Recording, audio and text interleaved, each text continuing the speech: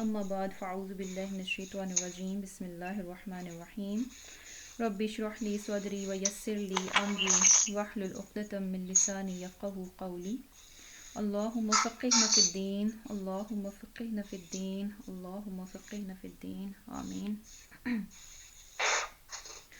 آج انشاءاللہ آیا نمبر 121 سے شروع کریں گے سورہ آل عمران کی اور انشاءاللہ آج اس میں جو ہے ان آیات میں بہت کچھ سیکھنے کو ملے گا انشاءاللہ، بہت سارے لیسنز ہیں ہمارے لیے، اور ایکچولی کیا ہے کہ غزوہ احد جو ہے اس کے متعلق کچھ آیات ہیں جو کہ انشاءاللہ آج ہم پڑھیں گے۔ اور اس جب غدوتا آپ صلی اللہ علیہ وسلم صبح کو نکلے، من سے اہلکا اپنے گھر والوں، تبوئو بٹھانے لگے آپ، المؤمنین ایمان والوں کو، مقاعد مورچوں پر، ٹھکانوں پر، للقتال لڑائی کے لیے، واللہ اور اللہ، سمیع خوب سننے والا، علیم خوب جاننے والا ہے۔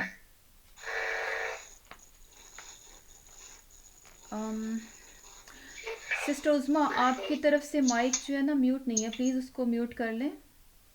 ہاں جی بہت شور آ رہا ہے بیچ میں، پتہ نہیں کوئی بات۔ جی جی سسٹر عظمیٰ آپ کی طرف سے آپ انشاءاللہ میوٹ کر لیں اپنی طرف سے۔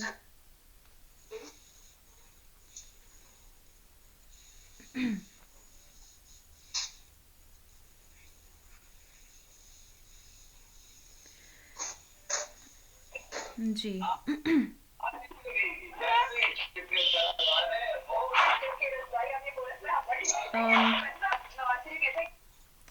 ابھی کسی اور کی طرف سے آنا شروع ہو گیا، پلیز سب لوگ اپنی اپنی طرف سے جو ہے مائک کو چیک کر لیں اور میوٹ کر لیں تاکہ انشاءاللہ ہم سموتھلی کلاس جو ہے کنٹینیو کر سکیں۔ جی اعوذ باللہ من الشیطان الرجیم۔ اس آیت میں جو ہے اللہ تعالیٰ فرما رہے ہیں اور کیا کہا جا رہا ہے کہ اس وقت کو یاد کرو کہ جب آپ یعنی صلی اللہ علیہ وسلم جو ہے صبح صبح اپنے گھر والوں سے نکل کر روانہ ہوئے، اور کیا تھا کہ آپ صلی اللہ علیہ وسلم ایمان والوں کو لڑائی کے لیے مورچوں پر متعین کرنے لگے، یعنی ان کی جگہوں پر ان کو بٹھانے لگے، اور اللہ کیا ہے، سمیع علیم خوب سنتا ہے، خوب جانتا ہے۔ تو انشاءاللہ پہلے جو ہے تھوڑا سا اس کا بیک گراؤنڈ دیکھ لیتے ہیں کہ جنگ احد جو ہے اس کے بارے میں تھوڑا سا دیکھتے ہیں۔ اصل میں کیا تھا کہ جنگ احد جو تھی اس کے یعنی اس جنگ کی وجہ کیا تھی، جو مین کاز تھا وہ کیا ہے کہ جو اس سے پہلے جنگ ہوئی تھی، یعنی مسلمانوں اور کفار کے درمیان جو پہلی جنگ ہوئی تھی غزوہ بدر، وہ بیسیکلی کیا تھا کہ ایک مین ریزن تھی جنگ احد کے لیے۔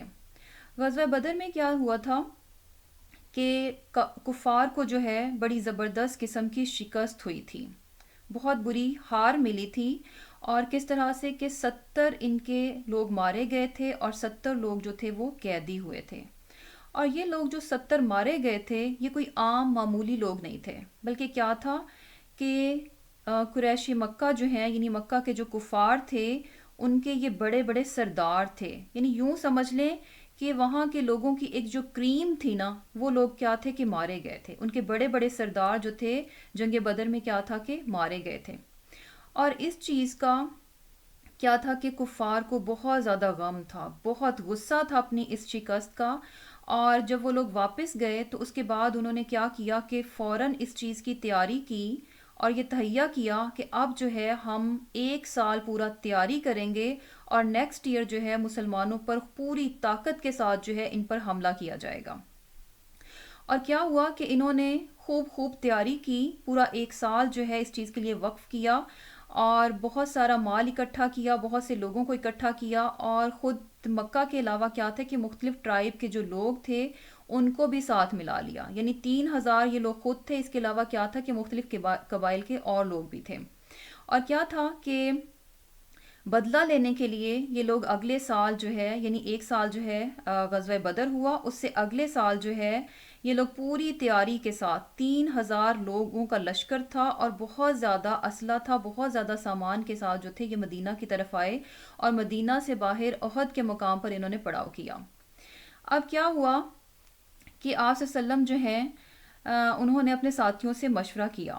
یعنی مشورہ کیا تھا کہ ہمیں جو ہے مدینہ سے باہر نکل کر جنگ کرنی چاہیے یا کہ مدینہ میں رہ کر جو ہے اپنا دفاع کرنا چاہیے.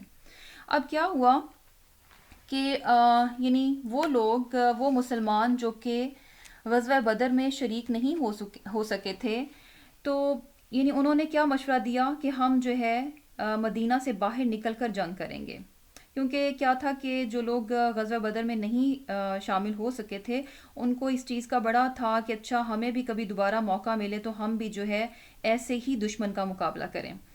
اور کیا تھا کہ کثرت نے یعنی بہت سارے صحابہ نے یہ مشورہ دیا کہ جنگ جو ہے باہر نکل کر کی جائے.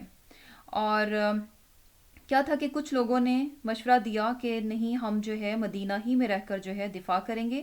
اور یہاں پر ایک خاص چیز کہ منافقوں کا سردار عبداللہ بن ابی جو تھا، اس نے یہ مشورہ دیا کہ ہم جو ہے اندر رہ کر جو ہے مدینہ میں رہ کر جو ہے دفاع کریں گے. تو بھائی اس کے بعد کیا ہوا کہ آپ صلی اللہ علیہ وسلم نے صحابہ سے مشورہ کیا، اور اس کے بعد آپ صلی اللہ علیہ وسلم جو ہے گھر گئے اور جنگی لباس پہن کر باہر نکلے. اور جنگی لباس پہننا کیا شو کر رہا تھا کہ اب ہم جنگ کے لیے نکلیں گے، جنگ کے لیے تیاری ہے. تو اب وہ صحابہ کہ جنہوں نے یہ مشورہ دیا تھا کہ ہم باہر جائیں گے، تو ان کو یہ لگا کہ شاید ہم نے بہت زیادہ اصرار کیا اور ہمارے اصرار کرنے پر جو ہے آپ صلی اللہ علیہ وسلم ایسا کر رہے ہیں. تو ان کو یعنی انہوں نے پھر کیا کہا کہ آپ صلی اللہ علیہ وسلم اگر چاہتے ہیں تو ہم جو ہے مدینہ کے اندر رہ کر بھی دفاع کر سکتے ہیں. تو اس پر آپ صلی اللہ علیہ وسلم نے فرمایا کہ کسی نبی کو یہ جائز نہیں کہ وہ جنگ کی تیاری کرے، جنگ کا لباس پہنے اور پھر پلٹ جائے، یعنی پھر اس کے بعد دشمن کا مقابلہ نہ کرے پھر بیٹھ جائے. یعنی یہ کسی نبی کے لیے جائز نہیں ہے. اب یہاں پر جو ہے ایک بہت امپورٹنٹ بات پتہ چل رہی ہے کہ آپ صلی اللہ علیہ وسلم نے صحابہ کرام سے مشورہ کیا. حالانکہ کیا تھا کہ آپ صلی اللہ علیہ وسلم کیا تھے؟ اللہ تعالیٰ کے رسول تھے، پیغمبر تھے. آپ صلی اللہ علیہ وسلم پر اللہ تعالیٰ کی طرف سے وحی نازل ہوتی تھی.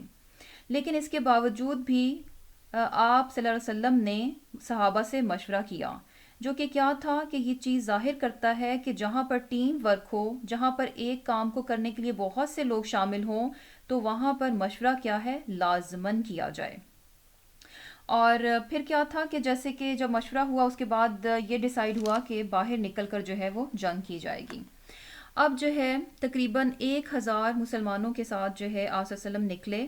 لیکن کیا ہوا کہ ابھی تھوڑی ہی دور پہنچے تھے کہ عبداللہ بن ابی جو ہے، جو کہ منافق تھا، اس نے یہ کہا کہ چونکہ آپ صلی اللہ علیہ وسلم نے اس کا مشورہ نہیں مانا، یعنی اس نے کیا مشورہ دیا تھا کہ ہم جو ہے مدینہ ہی میں رہ کر جو ہے اپنا دفاع کریں گے، چونکہ میری بات نہیں مانی گئی اس لیے کیا ہے کہ ہم جو ہے جنگ کے لیے نہیں جائیں گے. اور اس طرح کیا ہوا کہ وہ اپنے 300 ساتھیوں کو لے کر الگ ہو گیا. یعنی آپ پیچھے کتنے رہ گئے؟ صرف 700 جو تھا، 700 مسلمان جو تھے وہ پیچھے بچ گئے. وہ اپنے 300 ساتھیوں کے ساتھ کیا تھا کہ الگ ہو گیا. اور اس کے بعد کیا تھا کہ آپ صلی اللہ علیہ وسلم جو ہے احد کے مقام پر پہنچے. وہاں پر جو ہے مسلمانوں کو یعنی ان کے مقامات پر جو ہے بٹھایا، پوزیشن سیٹ کی، یعنی جس طرح سے بھی.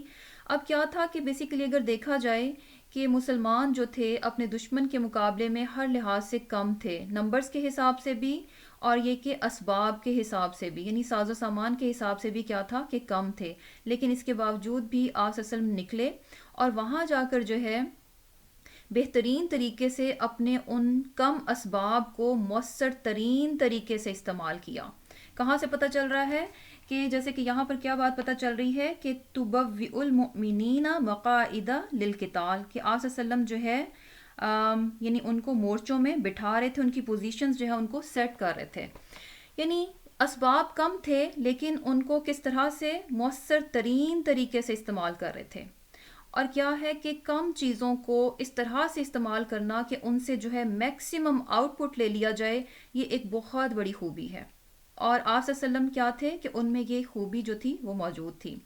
اور جیسا کہ ہم یہ دیکھتے ہیں کہ آپ صلی اللہ علیہ وسلم جو ہے بہت کم پانی سے وضو کر لیتے تھے، بہت کم پانی سے، اور بہت کم پانی سے نہا بھی لیتے تھے. اسی طرح بہت کم تعداد اور بہت کم ساز و سامان کے ساتھ آپ صلی اللہ علیہ وسلم جو ہے بہت بڑی آرمی کا مقابلہ بھی کر لیتے تھے. اور اس کی وجہ کیا تھی کہ کم اسباب ہونے کے باوجود بھی آپ اس کام کو کر جاتے تھے. کیوں؟ کیونکہ بہترین پلاننگ کے ساتھ، بہترین مینجمنٹ کے ساتھ، بہترین آرگنائزیشن کے ساتھ، بہترین اسٹریٹجیز یوز کرتے تھے کس طرح سے چیزوں کو استعمال کیا جائے کہ میکسیمم اور جو ہے یعنی میکسیمم آؤٹ پٹ ملے اور موسٹ افیکٹو وے میں ان کو جو ہے ہم استعمال کر سکیں، یعنی پورے نظم و ضبط کے ساتھ. کیونکہ کیا ہے کہ جب چیزوں کو یعنی کرنا ہو تو بے شک سامان بہت ہو، وقت بہت زیادہ ہو. یعنی ایک دن کی مثال لے لیں کہ کیا ہے کہ اگر انسان پلاننگ نہیں کرتا، چیزوں کو مینج نہیں کرتا، بس بے ہنگم طریقے سے اپنے وقت کو گزارتا ہے تو کیا ہے 24 گھنٹے بھی اس کے لیے کیا ہے کم پڑ جاتے ہیں. وقت ہی نہیں ملتا، وقت ہی نہیں ملتا. لیکن کیا ہے کہ اگر انسان بہترین طریقے سے پلاننگ کرے، اپنے چیزوں کو اچھے طریقے سے مینج کرے تو 2 گھنٹے میں بھی کیا ہے کہ انسان بہت سے کاموں کو سمیٹ لے گا. اور یہاں پر جو ہے مقاعدہ للقتالی یعنی مورچوں پر بٹھا رہے تھے. اس سے یہ بات بھی پتہ چل رہی ہے کہ آپ صلی اللہ علیہ وسلم جو ہے صرف بٹھا نہیں تھے رہے، بلکہ کیا ہے کہ باقاعدہ ان کو انسٹرکشنز بھی دی جا رہی تھیں. یعنی کیا ہے کہ بالکل کلیئر جو ہے ان کو بتایا جا رہا تھا کہ ان کے کیا کام ہیں، ان کی کیا ذمہ داری ہیں، ان کو کیا کیا کرنا ہے. ہر چیز جو ہے ایوری تھنگ جو ہے کلیئر کی جا رہی تھی. اور یہ بھی کیا بات پتہ چل رہی ہے کہ جہاں پر بھی انسان یعنی بہت سے لوگ کام کرتے ہیں تو ایک لیڈر کی بہترین لیڈرشپ کیا ہے کہ وہ اپنے ساتھیوں کو بہت کلیئرلی بتائے، ان کی ذمہ داریاں ان کو ڈیوائیڈ کر دے اور فلی انسٹرکشنز دے. یعنی بہت واضح ہونی چاہیے کہ کس کی کیا ذمہ داری ہے. اور پھر کیا تھا کہ اس کے بعد آپ صلی اللہ علیہ وسلم نے جو ہے ایک بہترین اسٹریٹجی اپنائی. وہ کیا تھی کہ جیسے کہ اگر احد کے مقام کو دیکھیں وہ کیا ہے کہ پہاڑیاں سی بنی ہوئی ہیں، وہاں پر ایک درہ تھا، اس پر آپ صلی اللہ علیہ وسلم نے 50 کے قریب جو ہے بہترین تیر انداز جو تھے ان کو اپوائنٹ کیا. اور ان کے لیڈر کون تھے؟ حضرت عبداللہ بن جبیر رضی اللہ تعالیٰ عنہ. اور وہاں پر جو ہے وہاں پر بھی آپ صلی اللہ علیہ وسلم نے ان کو کیا تھا کہ واضح طور پر ان کی ڈیوٹی بھی بتائی، ان کی ذمہ داری بھی بتائی. اور ذمہ داری کیسے بتائی؟ بہت واضح طور پر ان کو انسٹرکشنز دی گئیں. کیا کہا گیا؟ آپ صلی اللہ علیہ وسلم نے ان کو کیا کہا کہ اس درے پر جو ہے وہ ان کو اپوائنٹ کیا اور اس کے بعد انسٹرکشنز کیا دیں کہ آپ صلی اللہ علیہ وسلم نے فرمایا کہ خواہ ہمیں فتح ہو یا شکست ہو، تمہیں اسی جگہ پر رہنا ہے اور اسے ہرگز نہیں چھوڑنا.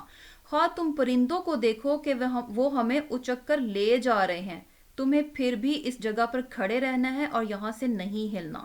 یعنی بہت واضح طور پر ان کو بتایا گیا کہ پرندے جو ہیں ہماری بوٹیاں تک بھی نوچ لے جائیں، جو ہے میدان جنگ میں جو ہے چاہے ہمیں فتح ہو چاہے شکست ہو، لیکن تم لوگوں کو اپنی جگہ نہیں چھوڑنی. یعنی پرندے جو ہیں بوٹیاں نوچ لیں. اس سے کیا بات پتہ چل رہا ہے کہ جب تک کہ فردر انسٹرکشنز نہیں ملیں گی تب تک تمہیں اپنی جگہ نہیں چھوڑنی. تم اپنی جگہ کب چھوڑو گے؟ جب میں تمہیں مزید کوئی حکم دوں گا کہ اب جگہ چھوڑ دو تو تب تمہیں یہ جگہ چھوڑنی ہے. اور یہ کیا تھا کہ اس درے پر وہاں مسلمانوں کو یعنی بہترین جو تھے 50 تیر انداز جو کھڑے کیے گئے وہ کیا تھی؟ ایک دفاعی پوزیشن تھی، ایک ڈیفینڈنگ پوزیشن تھی، جو کہ ایک بہترین اسٹریٹجی تھی اس جنگ کو جیتنے کے لیے. وہاں پر کیا تھا کہ اس کا فائدہ کیا تھا کہ اس طرح سے دشمن جو تھا مسلمانوں پر پیچھے سے آ کر حملہ نہیں کر سکتا تھا. صرف اور صرف اس کے پاس سامنے سے آ کر حملہ کرنے کی آپشن تھی، پیچھے سے آ کر وہ حملہ نہیں کر سکتا تھا. یعنی بہترین ایک جگہ تھی جو کہ آپ صلی اللہ علیہ وسلم نے وہاں پر سلیکٹ کی تھی. اور پھر کیا تھا کہ یعنی جنگ شروع ہوئی اور آپ صلی اللہ علیہ وسلم کی جو بہترین ایفرٹس تھیں، جو بہترین پلاننگ تھی، جو مینجمنٹ تھی، جس طرح سے آپ صلی اللہ علیہ وسلم نے ایک جنگی حکمت عملی اپنائی، اس کا نتیجہ کیا نکلا کہ مسلمان جو تھے بہت جلد جیسے ہی جنگ شروع ہوئی کچھ ہی دیر میں کیا تھا کہ مسلمان جو تھے اپنے دشمن پر غالب آ گئے. اس طرح سے غالب آئے کہ دشمن جو ہے بھاگنے پر مجبور ہو گیا. دشمن نے بھاگنا شروع کر دیا، اپنا مال اسباب سب چھوڑ چھاڑ کر اپنی جان بچا کر بھاگنے لگے. یہ کیا تھی؟ ایک واضح فتح تھی، ایک واضح یعنی وکٹری تھی. تو کیا ہوا کہ مسلمانوں نے جب یہ دیکھا کہ دشمن جو ہے وہ بھاگ رہا ہے، اب جو لوگ یعنی میدان جنگ میں تھے، جو کہ لڑائی کر رہے تھے، جنگ کر رہے تھے، انہوں نے کیا کیا؟ دیکھا کہ اچھا دشمن تو اب بھاگ گیا. اب انہوں نے کیا کیا کہ جو مال وہ چھوڑ کر گئے تھے اس کو اکٹھا کرنا شروع کر دیا اور جنگ کا یہ جو مال یعنی جو پیچھے دشمن چھوڑ جاتا ہے وہ کیا کہلاتا ہے؟ غنیمت. یعنی مال غنیمت جو ہے مسلمانوں نے اکٹھا کرنا شروع کر دیا. اب وہ مسلمان جو کہ آپ صلی اللہ علیہ وسلم نے درے پر جن کو اپوائنٹ کیا تھا، انہوں نے یہ دیکھا کہ اچھا اب تو ہم جیت گئے، اور نیچے جو مسلمان ہیں وہ تو سیلیبریٹ کر رہے ہیں اپنی فتح کو، سامان اکٹھا کیا جا رہا ہے، تو اب کیا ہے کہ اب ہم اس جگہ کو چھوڑ دیں. حالانکہ انسٹرکشنز کیا تھیں کہ پرندے ہمیں نوچ لیں، ہمیں اچک لے جائیں، تم لوگوں نے اپنی جگہ نہیں چھوڑنی. تو اس پر کیا تھا کہ جو ان کے لیڈر تھے حضرت عبداللہ بن جبیر رضی اللہ تعالیٰ عنہ، انہوں نے اپنے ساتھیوں کو سمجھایا کہ ہمیں اس طرح سے ہدایت دی گئی ہیں تو ہم تب تک اس جگہ کو نہیں چھوڑیں گے جب تک کہ آپ صلی اللہ علیہ وسلم ہمیں مزید حکم نہیں دیں گے. لیکن کیا تھا کہ یہاں پر جو ہے مسلمانوں میں دو چیزوں میں کمی پڑ گئی، صبر اور تقوی کی کمی آئی. اور کیا تھا کہ مسلمانوں نے اس جگہ کو چھوڑ دیا، نیچے آ گئے. اور کیا تھا کہ جب اپنی ڈیفینڈنگ پوزیشن مسلمانوں نے چھوڑ دی تو حضرت خالد بن ولید رضی اللہ تعالیٰ عنہ اور اکرمہ بن ابو جہل رضی اللہ تعالیٰ عنہ، یہ دونوں کیا تھے؟ اس وقت مسلمان نہیں ہوئے تھے. اس وقت یہ دونوں مسلمان نہیں ہوئے تھے، اور یہ کیا تھے کہ بہترین اور ذہین قسم کے جنگجو تھے. انہوں نے جب دیکھا پلٹ کے پیچھے کہ ان کی جگہ جو ہے یعنی جہاں سے یہ لوگ یعنی جو ان کی ڈیفینڈنگ پوزیشن ہے وہ بالکل خالی ہو چکی ہے، تو حضرت خالد بن ولید نے کیا کیا کہ اپنی آرمی کو اکٹھا کیا اور پیچھے سے جا کر ان مسلمانوں پر حملہ کر دیا جو کہ اپنے دشمن سے بالکل غافل ہو چکے تھے. بالکل یعنی اس چیز کو بالکل ایکسپیکٹ نہیں کر رہے تھے کہ ان کو پیچھے سے بھی کوئی آ کر حملہ کر سکتا ہے. اس طرح کیا ہوا، اب چونکہ مسلمان جو تھے ان کے لیے یہ حملہ کیا تھا؟ بالکل اچانک تھا، بالکل غافل تھے وہ اس چیز سے. تو کیا ہوا کہ اب بہت برا حملہ ہوا مسلمانوں پر، اور کیا تھا کہ 70 مسلمان جو تھے وہ شہید ہو گئے. بہت سے مسلمان جو تھے وہ شدید زخمی ہو گئے. اور کیا تھا کہ اسی جنگ میں کیا تھا کہ آپ صلی اللہ علیہ وسلم بھی بہت زیادہ شدید زخمی ہو گئے، بہت زیادہ خون بہا آپ کے زخموں میں سے. اب کیا تھا کہ ایک واضح فتح، بالکل کلیئر وکٹری جو تھی، ایک بہت بری شکست میں بدل گئی. کیوں؟ وجہ کیا نظر آئی کہ مسلمانوں میں ایک کمی آ گئی. کس چیز کی؟ صبر اور تقوی کی. صبر کیا تھا کہ اپنے آپ کو اطاعت پر جما کر رکھتے، جس کام کو دیا گیا اس پر اپنے آپ کو جما کر رکھتے، ثابت قدمی دکھاتے. اور تقوی کیا تھا کہ نافرمانی سے بچتے. لیکن دونوں چیزوں میں کیا تھی کہ ذرا سی کمی آ گئی، اور نتیجہ کیا نکلا؟ بری شکست آئی. لیکن کیا ہے کہ اس جنگ میں جو ہے مسلمانوں کی یعنی کیا تھا کہ ایک طرح سے اصلاح بھی ہوئی اور بہت کچھ سیکھنے کو ملا. بہت کچھ اس جنگ سے مسلمانوں نے سیکھا اور بہت سے لیسنز لیے. اور ایک چیز جو ہے وہ یاد رکھنے کی ہے کہ ایک مومن جو ہے اس کی ہار نہیں ہوتی. ایک مومن جو ہے اس کی ہار کبھی بھی اس کے لیے ہار نہیں بنے گی اگر وہ اپنی اس شکست سے، اگر وہ اپنی اس ہار سے سبق سیکھ لیتا ہے، اگر وہ کیا کرتا ہے کہ اپنی اس ہار سے ان غلطیوں کو پہچان لیتا ہے کہ جس کی وجہ سے اسے شکست دیکھنی پڑی، ناکامی دیکھنی پڑی، تو کیا ہے کہ اس اپنی غلطی کو پہچان لے اور ان غلطیوں کو دوبارہ نہ دہرائے. تو پھر کیا ہے کہ اس کی ناکامی نہیں بنتی اس کے لیے، بلکہ کیا ہے کہ اس کے لیے ایک تلخ تجربہ بن جاتا ہے سیکھنے کا. یعنی کیا ہے کہ انسان زندگی میں کیا ہے کہ تجربوں ہی سے سیکھتا ہے.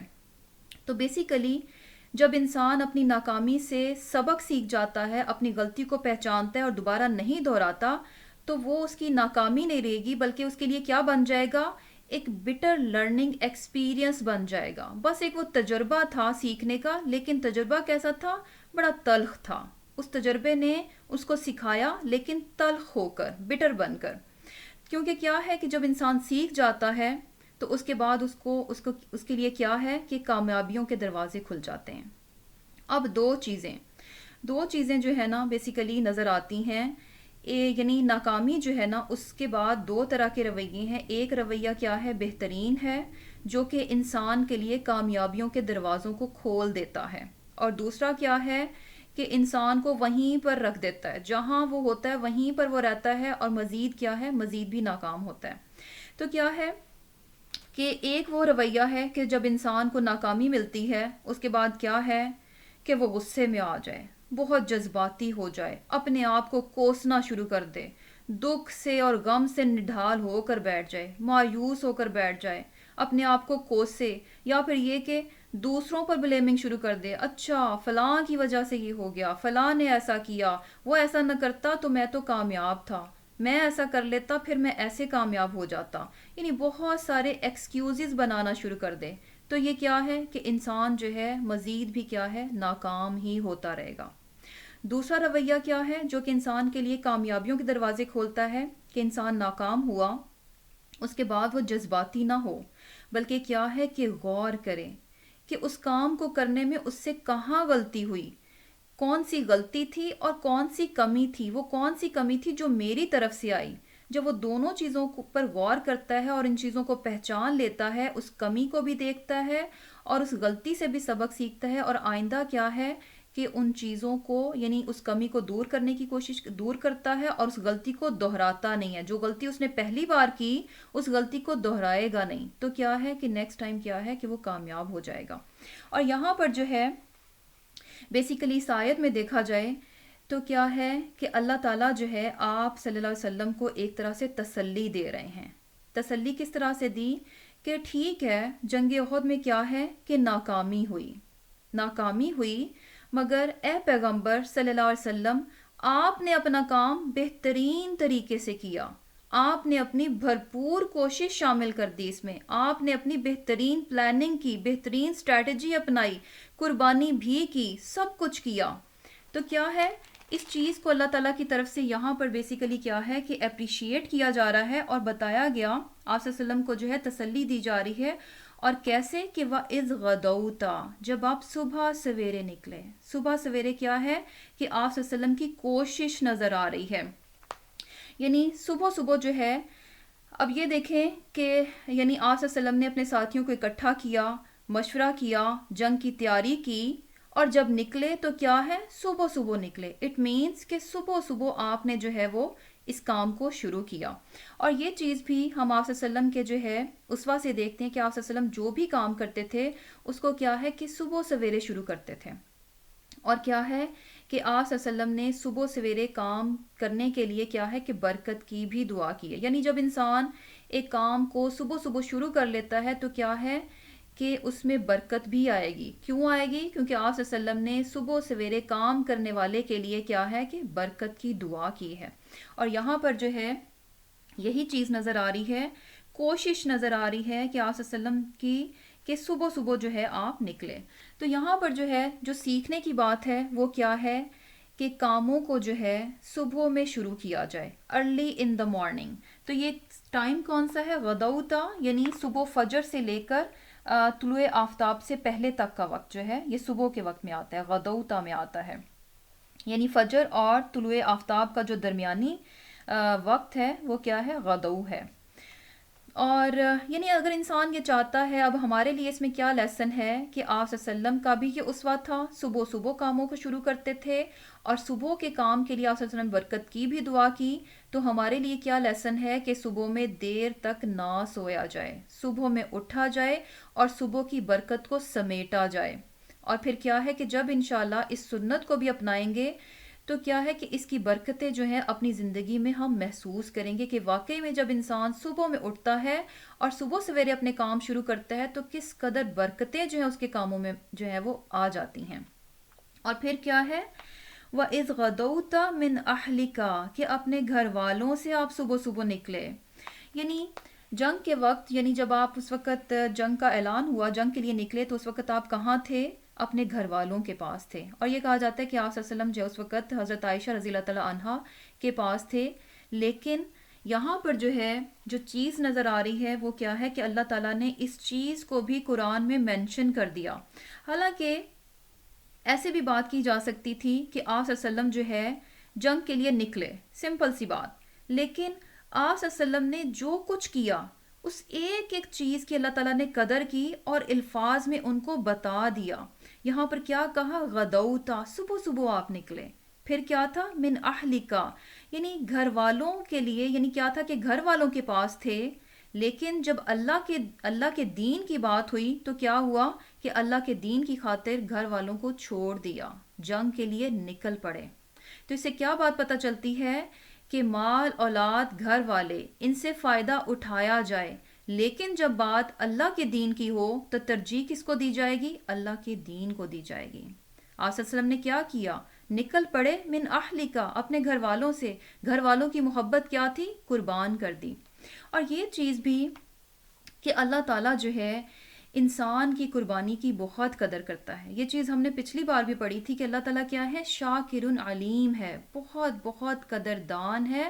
اور کیا ہے کہ یعنی انسان جو ہے اللہ تعالیٰ کے راستے میں جو کچھ کرتا ہے، جو کچھ بھی کرتا ہے، اس کرنے میں اسے چھوٹی سے چھوٹی جو قربانی کرنی پڑ رہی ہے، جو بڑی سے بڑی قربانی کرنی پڑ رہی ہے، ان سب کو ٹائنی سے لے کر میجر تک قربانی کو کیا ہے کہ اللہ تعالیٰ جانتا ہے اور اس کو نوٹ کرتا ہے، کیونکہ اللہ تعالیٰ کیا ہے؟ لطیف خبیر ہے، بہت باریک بین ہے، بہت جاننے والا ہے چیزوں کو۔ یہاں پر اللہ تعالیٰ نے آپ صلی اللہ علیہ وسلم کی اس قربانی کو بھی نوٹ کیا اور یہاں پر اس کا ذکر کر دیا، من اہلکا، اپنے گھر والوں سے آپ نکل پڑے۔ اللہ کے دین کی بات ہوئی تو چھوڑ دیا، محبت کو قربان کر دیا۔ تو کیا بات پتہ چل رہی ہے کہ انسان جب بھی اللہ کے راستے میں نکلے، کچھ بھی کام کرے، تو کیا ہے یعنی بہت سی چیزیں تو ہمیں پتہ بھی نہیں چلتی، بہت سی ایسی چیزیں جو کہ ہم نے اللہ کے راستے میں ہم نے ان چیزوں کو سفر کیا، ان چیزوں کو شاید ہم ریئلائز بھی نہیں کر سکتے، لیکن اللہ تعالیٰ کیا ہے؟ ایک ایک چیز نوٹ کرتا ہے کہ میرا بندہ کہاں کہاں کس کس وقت اس نے کیا کیا چھوڑا میرے لیے۔ اور کیا ہے کہ یہ چیز جو ہے یعنی اتنی باریک بینی کہ اگر انسان کسی انسان کے لیے کچھ اتنا کرے تو لوگ کیا ہے کہ اتنی باریک بینی سے انسان کی قربانی کو نوٹ نہیں کرتے، نہ نوٹ کرتے ہیں، نہ ہی ایکنالج کرتے ہیں، مانتے بھی نہیں ہیں، اعتراف بھی نہیں کرتے، اور نہ ہی کیا ہے اپریشیٹ کرتے ہیں۔ جبکہ اللہ تعالیٰ کیا ہے کہ اللہ تعالیٰ انسان کی چھوٹی سے چھوٹی قربانی کو بھی نوٹ کرتا ہے، اس کو ایکنالج بھی کرتا ہے اور اس کو اپریشیٹ بھی کرتا ہے۔ وَإِذْ غَدَوْتَ مِنْ أَهْلِكَ، جب آپ صبح صبح نکلے اپنے گھر والوں سے۔ اور پھر کیا ہے کہ اس کے بعد کیا تھا؟ تُبَوِّئُ الْمُؤْمِنِينَ، اور یعنی آپ صلی اللہ علیہ وسلم جو ہے مومنوں کو کیا کر رہے تھے کہ مورچوں پر بٹھا رہے تھے، ان کی بٹھانے لگے، اور کیا تھا کہ جو ان کے مورچے تھے ان پر بٹھانے لگے۔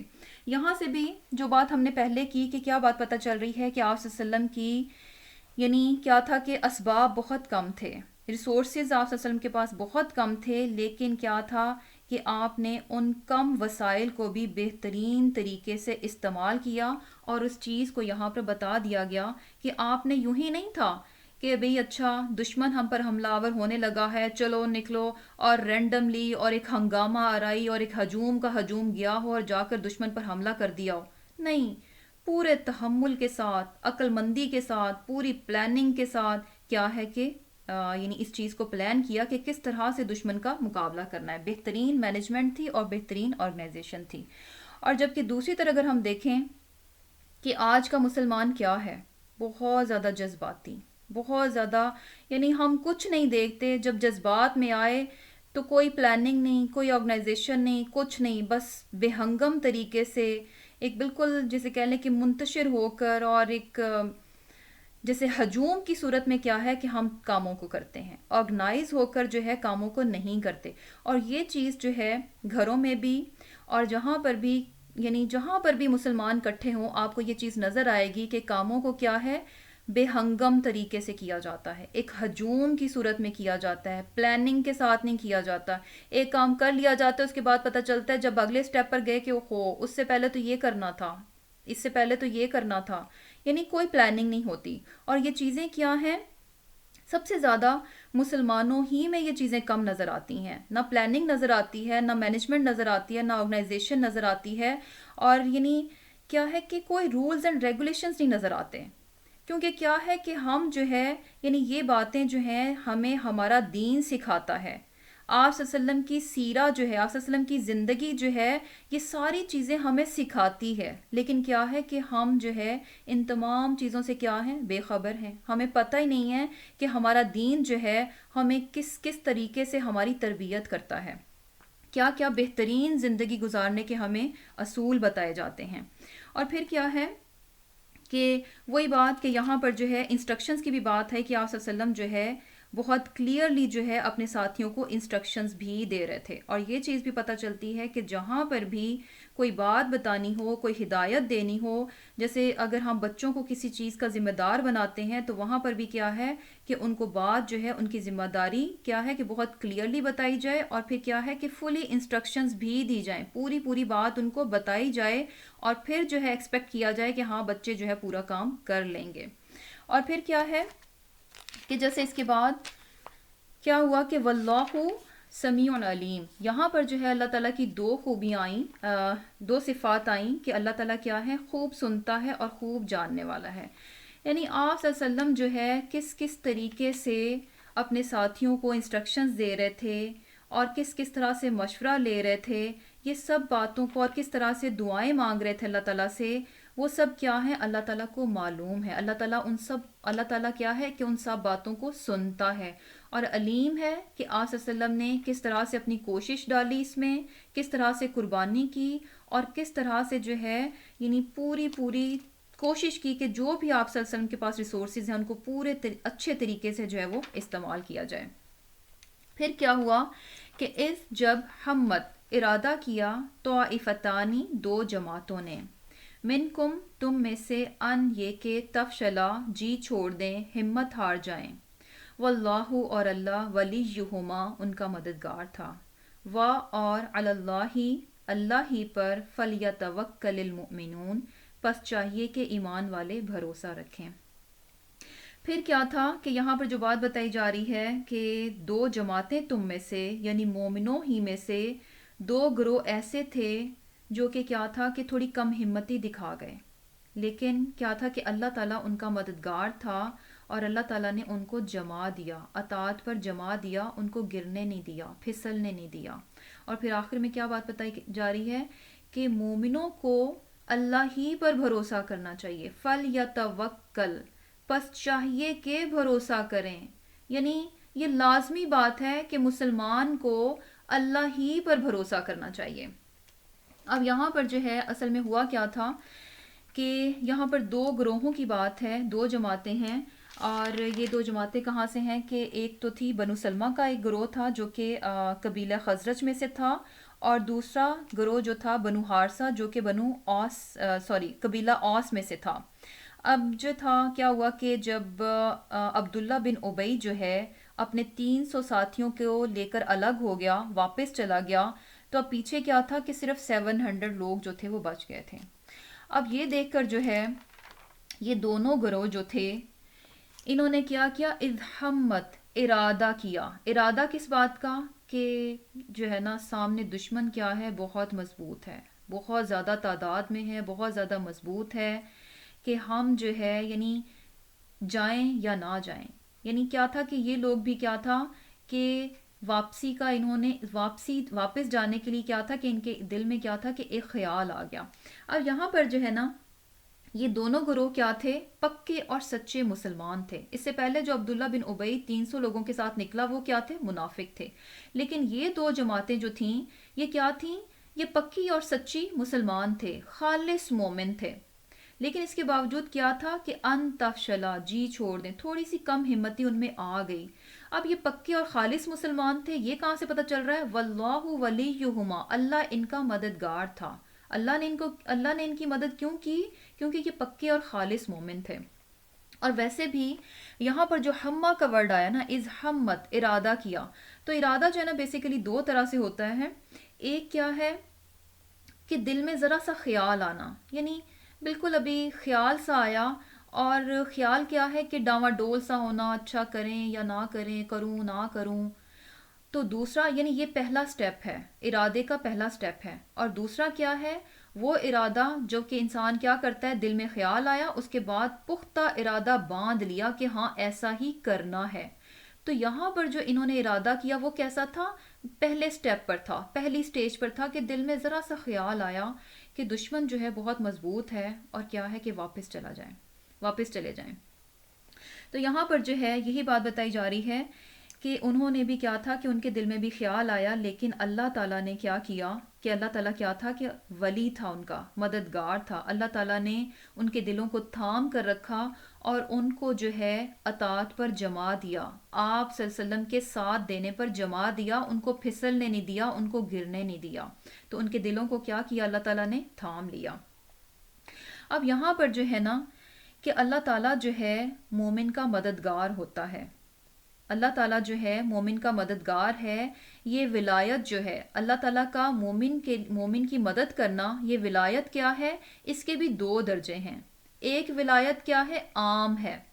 عام ولایت کیا ہے کہ ہر مومن جو کہ ایمان رکھتا ہے، جو یہ دعویٰ کرتا ہے اللہ میں تجھ سے محبت کرتا ہوں اور اپنا بھروسہ بھی رکھتا ہے اپنے رب پر، تو کیا ہے کہ ہر مومن کے لیے اللہ تعالیٰ کی مدد آتی ہے۔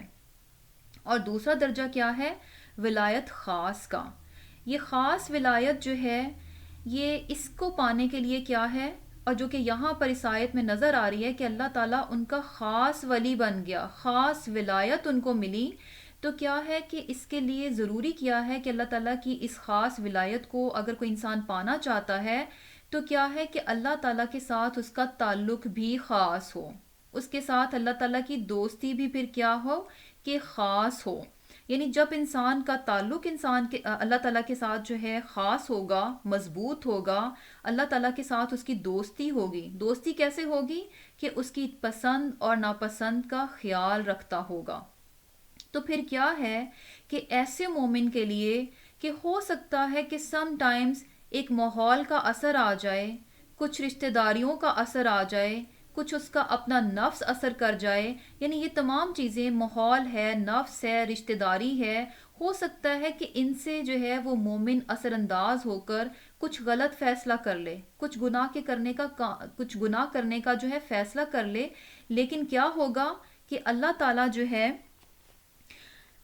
جو ہے اسے اس اطاعت پر جما دے گا، اللہ تعالیٰ جو ہے اسے اس غلط کام کو کرنے سے بچا لے گا۔ یعنی جب انسان اللہ تعالیٰ سے خاص تعلق رکھتا ہے، خاص دوستی رکھتا ہے، اپنے رب کی پسند اور ناپسند کا خیال رکھتا ہے، تو اس کے لیے ولایت خاص آ جاتی ہے۔ ہو سکتا ہے کہ کوئی موقع ایسا ہو کہ جب وہ ڈگمگا جائے، لیکن اللہ کی مدد سے کیا ہوگا کہ اللہ تعالیٰ اس کو اطاعت پر جما دے گا، اس کو غلط کام سے بچا لے گا۔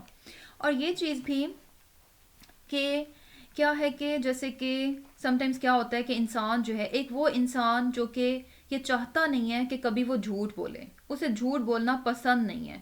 اب کیا ہے یہ چیز ہم نے دیکھی ہے، یعنی سو مینی ٹائمز کیا ہوتا ہے کہ انسان جو ہے ایسی سچویشن میں ہوتا ہے کہ جھوٹ بولتے بولتے جھوٹ منہ سے یعنی نکل ہی جاتا کہ کیا ہوا، بچت ہو گئی، جھوٹ سے بچ گئے۔ اب کیا ہوا، یعنی ایک کیا ہے کہ جیسے نماز کی بات لے لیں، سم ٹائمز کیا ہوتا ہے کہ اچھا نماز پڑھنی ہے، تھوڑی سستی ہو رہی ہے، اچھا ابھی پڑھتی ہوں، اچھا یہ کر لوں، اور کیا ہوتا ہے کہ انسان سست پڑھتا ہے، تھوڑا سا خیال آیا کہ اچھا پڑھوں یا نہ پڑھوں، تھوڑی سی یعنی انسان ڈاواں ڈول ہوتا ہے کہ نماز قضا ہوتے ہوتے بھی کیا ہے کہ انسان پڑھ گیا، اسے نماز پڑھنے کی توفیق مل گئی۔ اسی طرح کیا ہے، جیسے کلاس کی مثال لے لیں، قرآن کلاس کی مثال لے لیں، سم ٹائمز کیا ہوتا ہے کہ انسان تھوڑا سا ڈاواں ڈول ہوتا ہے، اچھا لوں یا نہ لوں، لوں یا نہ لوں، پھر کیا ہے کہ چھوڑتے چھوڑتے بھی انسان کیا کرتا ہے کہ لے لیتا ہے کہ اچھا چلو لے ہی لیتے ہیں۔ یہ کیا ہے، جھوٹ جو ہے اس سے بچ گیا، نماز قضا ہونے سے بچ گئی، اللہ کی کتاب کی طرف آ گئے، حالانکہ ڈاواں ڈول ہو رہے تھے، لیکن یہ کیا ہوا، پھر بھی انسان نیکیوں کو کر گیا، گناہ سے بچ گیا۔ یہ کیا تھا، یہ اللہ تعالیٰ کی مدد تھی، یہ اللہ تعالیٰ کی طرف سے اس انسان کے لیے مدد آئی تھی کہ وہ نیکی کو کر گیا اور گناہ سے بچ گیا۔ لیکن کیا ہے کہ یہ مدد کس کے لیے آئے گی؟ اس مومن کے لیے جو کہ تڑپ رکھتا ہو، جو شوق رکھتا ہو نیکی کا، جو چاہتا ہے کہ میں نیکی کر جاؤں، اور جو یہ طلب رکھتا ہے کہ میں گناہ سے بچ جاؤں۔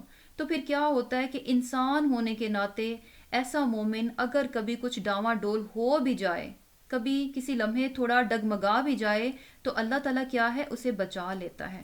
کیونکہ بیسیکلی اگر دیکھا جائے کہ انسان کیا ہے، وَخُلِقَ الْإِنسَانُ ضَعِيفًا، کہ انسان کو تو کمزور پیدا کیا گیا، یعنی انسان کی اپنی اپنی اس میں نہیں ہے، اختیار میں نہیں ہے، انسان کی اپنی طاقت نہیں ہے کہ اگر وہ نیکی کو کر جاتا ہے یا گناہ سے بچ جاتا ہے، بلکہ یہ کیا ہے، یہ اللہ تعالیٰ کی سراسر اللہ تعالیٰ کی مدد ہوتی ہے جو کہ مومن کے لیے آتی ہے، اور وہ نیکی کو کر جاتا ہے اور گناہ سے بچ جاتا ہے۔ لیکن وہی بات ہے کہ اس مدد کو پانے کے لیے کیا کرنا ہوگا، اللہ تعالیٰ سے ایک تعلق کو بنانا ہوگا۔ اور پھر کیا ہے کہ اس مدد، جب اللہ تعالیٰ کی طرف سے ایسی مدد ملے، انسان نیکی کو کر جائے، تو فوراً اسے اس چیز کا اس کے دل میں احساس اٹھنا چاہیے کہ الحمدللہ اللہ تعالیٰ نے مجھ سے یہ نیکی کروا دی، انسان شکر گزار ہو جائے اپنے رب کا۔ اور اگر گناہ سے بچ گیا تو فوراً الحمدللہ کہ یا اللہ تو نے مجھے گناہ سے بچا لیا۔ یعنی انسان میں جو ہے شکر گزاری کے جذبات جو ہیں وہ پیدا ہونے چاہیے، تبھی کیا ہے، یعنی جب انسان شکر گزار ہوگا تو پھر کیا ہے کہ مزید اس کے لیے مدد آئے گی۔ لیکن اگر انسان، اب مدد تو ہر مومن کے لیے آتی ہے، ولایت عام بھی ہے، ہر ایک کے لیے آئے گی، لیکن اگر انسان اس کو فار گرانٹیڈ لے گا کہ اچھا بس ٹھیک ہے، گناہ سے بچ گئے تو کوئی بات نہیں، بچ گئے، اچھا نیکی کر بھی لی تو کوئی بات نہیں، کر گئے، یعنی اس چیز کو کوئی ویلیو ہی نہیں دیتا، اس چیز کا احساس ہی اس کے دل میں نہیں اٹھتا، تو پھر کیا ہے کہ یہ چیز جو ہے ہمیشہ نہیں رہتی۔ اور پھر یہ چیز بھی کہ انسان جو ہے، انسان جیسی طلب رکھتا ہے، جیسی تڑپ رکھتا ہے، جو مانگتا ہے اپنے رب سے، اللہ تعالیٰ اس کے لیے اسی راستے کو آسان کر دیتے ہیں۔ جس راستے کو وہ اپنے لیے پسند کرتا ہے، اللہ تعالیٰ اسی راستے کو اس انسان کے لیے آسان کر دیتے ہیں۔ اگر انسان ہدایت کے راستے کو اپنے لیے مانگتا ہے تو اللہ تعالیٰ اس کے لیے وہ راستہ آسان کر دیں گے، اور اگر کوئی انسان اپنے لیے جو ہے گمراہی کو پسند کرتا ہے تو کیا ہے، اس کے لیے وہی راستہ آسان کر دیا جاتا ہے۔ اور یہاں پر جو ہے ایک اور چیز بہت امپورٹنٹ، کہ یہ جو دو جماعتیں تھیں انہوں نے تھوڑی سی کم ہمتی دکھائی۔ اور کیا تھا، وجہ کیا تھی، کہ جب عبداللہ بن ابی جو تھا یعنی وہ نکل گیا وہاں سے، تو کیا تھا کہ ان کے حوصلے بھی تھوڑے پست ہو گئے۔ تو کیا بات پتہ چل رہی ہے کہ انسان کا ماحول جو ہے اس پر بہت زیادہ اثر انداز کرتا ہے، یعنی اس کے ارد گرد جیسے لوگ ہیں وہ کیا ہے کہ اس پر بہت زیادہ اثر کرتے ہیں۔ حالانکہ یہ کیا تھیں، یہ دو جماعتیں کیا تھیں، خالص مسلمان تھیں، اور اللہ تعالیٰ نے ان کی یہاں پر گواہی دے دی، واللہ ولیہما، یعنی کوئی شک کی بات ہی نہیں ہے کہ وہ مومن نہیں تھے، پکے اور سچے اور خالص مومن تھے۔ لیکن کیا تھا کہ پھر بھی کم ہمتی آ گئی۔ کس کا اثر تھا؟ صحبت کا اثر تھا، کمپنی کا اثر تھا۔ تو کیا ہے کہ انسان جو ہے یعنی اپنے ماحول سے متاثر ہو جاتا ہے، اور ماحول کیا ہے کہ انسان کو ڈاواڈول بھی کر جاتا ہے۔ اچھا ماحول ہوگا تو نیکی کی طرف ابھارے گا، ماحول اچھا نہیں ہے، ارد گرد کے لوگ اچھے نہیں ہیں، تو کیا ہے کہ انسان بھی پھر کیا ہے کہ ڈاواڈول ہو جاتا ہے، اسی سمت چل پڑتا ہے۔ اور یہاں پر جو ہے یعنی حدیث سے بھی ہمیں کیا بات پتہ چلتی ہے کہ انسان کیا ہے کہ اپنے دوست کے دین پر ہوتا ہے۔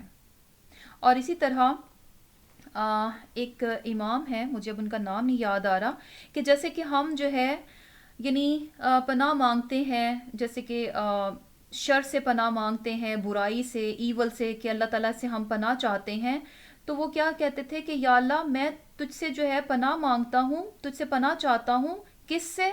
فارغ لوگوں سے، یعنی ایسے لوگوں کی کمپنی سے کہ جو کہ بالکل فارغ ہیں، جن کی زندگی میں کوئی مقصد نہیں ہے، جن کی زندگی میں کوئی کام نہیں ہے، مجھے ایسے لوگوں سے بھی بچا۔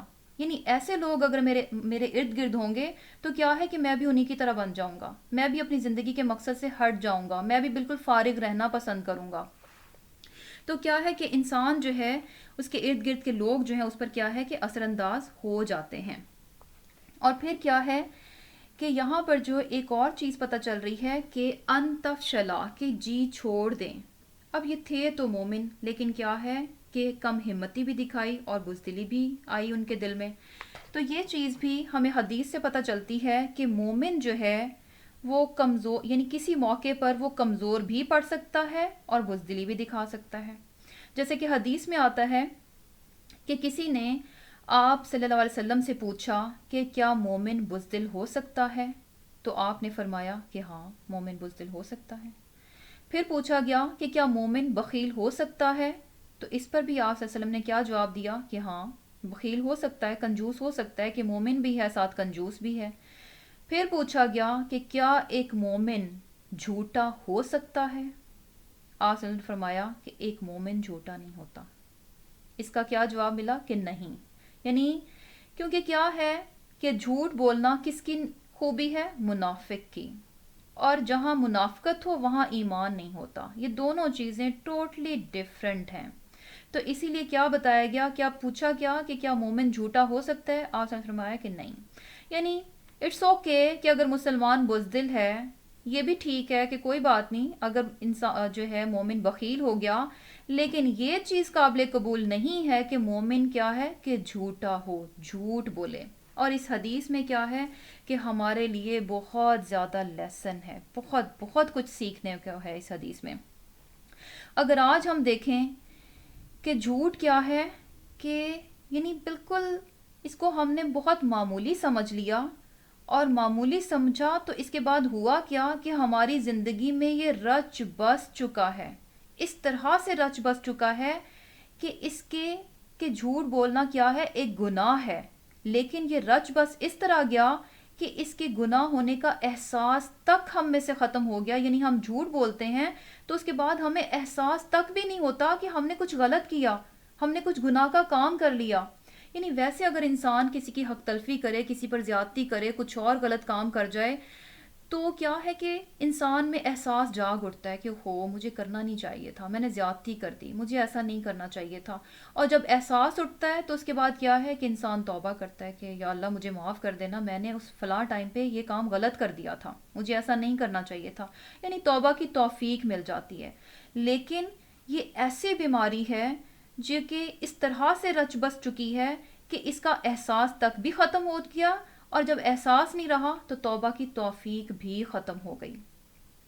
یعنی کیا ہے کہ چھوٹی چھوٹی باتوں پر، چھوٹی چھوٹی چیزوں پر غلط بیانی کرنا، جھوٹ کیا ہے؟ جھوٹ ہے. یعنی جھوٹ کی ڈیفینیشن یہ نہیں کی گئی کہ بہت بڑا جھوٹ بولا جائے گا، بہت خلاف حقیقت کوئی بہت بڑی، یعنی جھوٹ کیا ہوتا ہے بیسیکلی؟ حقیقت کے خلاف بات کرنا. یعنی کو بہت بڑی کوئی حقیقت کے خلاف بات ہوگی تو وہ جھوٹ کاؤنٹ ہوگا، جو چھوٹی چھوٹی بات ہے وہ جھوٹ کاؤنٹ نہیں ہوگا. تو ایسی بات نہیں ہے. جھوٹ کیا ہے؟ جھوٹ ہی ہے. جب خلاف حقیقت بات کی جائے گی، چاہے وہ چھوٹی سی ہے چاہے وہ بڑی سی ہے، وہ جھوٹ ہی کاؤنٹ ہوگا. کہیں پر بھی ہمیں یہ چیز نہیں ملتی کہ چھوٹے چھوٹے جھوٹ جو ہیں وہ اوکے ہیں، وہ جھوٹ میں کاؤنٹ نہیں ہوتے، بڑے جھوٹ جو ہیں وہی گناہ کی بات ہے. تو کیا ہے لیسن، کیا مل رہا ہے کہ انشاءاللہ تعالی جھوٹ چاہے چھوٹا ہے چاہے بڑا ہے، اس کو اپنی زندگی سے ہمیں کیا ہے؟ نکالنا ہے. ہر حال میں کیا ہے؟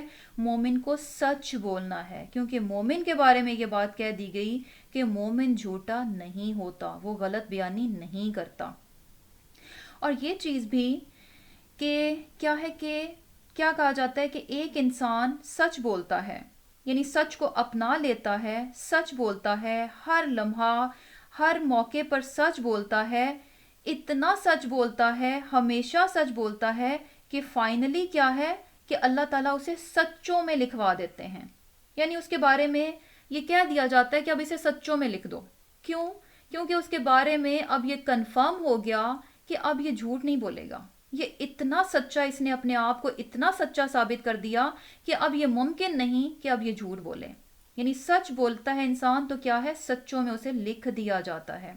اور اسی طرح کیا ہے کہ جب انسان جھوٹ بولتا ہے، ایک کے بعد دوسرا، دوسرے کے بعد تیسرا جھوٹ بولتا جاتا ہے، تو فائنلی اس کے بارے میں کیا کہا جاتا ہے؟ اس کو اب جھوٹوں میں لکھ دو. اب اس سے کوئی امید باقی نہیں رہی.